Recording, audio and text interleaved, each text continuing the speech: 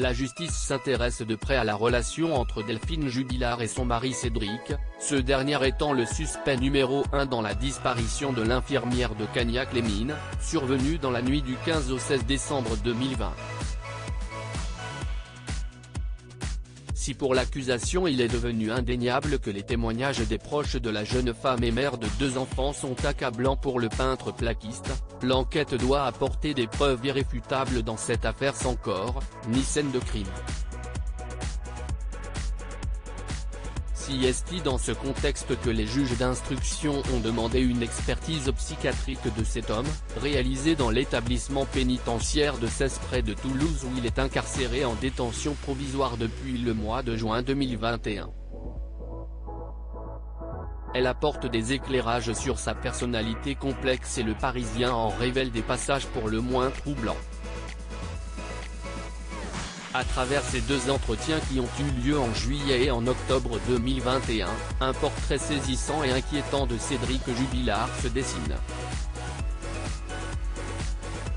Abordant des sujets particulièrement intimes, avec une aisance déconcertante, il ne prononce toutefois jamais le nom de son épouse, avec qui il était en procédure de divorce.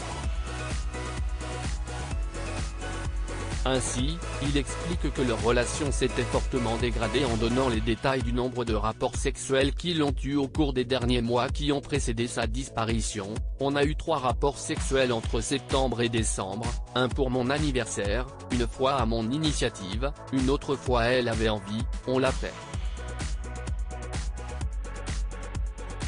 Admettant qu'il voyait sa femme se détourner de lui, il affirme avoir essayé de la reconquérir mais « je suis tombé sur un mur.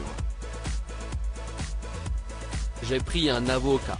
Du point de vue de sa famille et de ses amis, le détachement de Delphine Jubilard ne fait pas de doute non plus, elle subissait manifestement son couple. Cependant, chaque personne souligne que la trentenaire avait face à elle un homme au comportement difficile, agressif et humiliant. Elle vivait aussi dans une maison que son mari, artisan de métier, avait voulu construire mais dont l'état extérieur laissait croire qu'elle était abandonnée. Durant l'été 2020, elle a montré plus que jamais qu'elle voulait sortir de cette condition insatisfaisante, a rencontré un homme via une appli de rencontre et a fait des projets avec lui. Viendra alors cette nuit où, après une dispute observée par leur fils aîné, l'infirmière n'a plus donné de signe de vie, ayant disparu sans son manteau en plein hiver, ni son téléphone. Cédric Jubilard reste présumé innocent des faits qui lui sont reprochés jusqu'au jugement définitif de cette affaire.